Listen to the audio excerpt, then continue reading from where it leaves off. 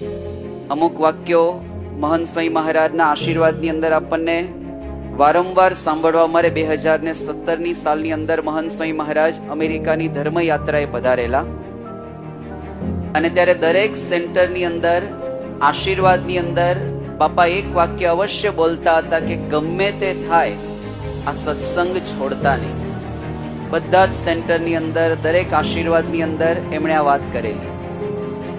એમના આશીર્વાદની અંદર એક બીજી વાત પણ આપણને સાંભળવા મળે કે 5, 20, 25 વર્ષનું જીવન છે. સાંખ્ય વિચારની વાત સાંભળવા મળે કે એમાં આપણે કામ પૂરું કરી દેવાનું છે. આ સત્સંગની અંદર આવ્યા પછી એક કેવી દ્રષ્ટિ આપણે રાખવાની એના માટેની વાત એમના આશીર્વાદની અંદર આપણને જોવા મળે છે. સ્વામી કહે છે કે ભગવાનને ભજતા સર્વે ભક્તો દિવ્ય છે. આ મર્મની વાત જે કોઈ ધારે વિચારે એ મગ્ન થઈ જાય અને આઠે પોર એનો આનંદ એ ટળતો નથી.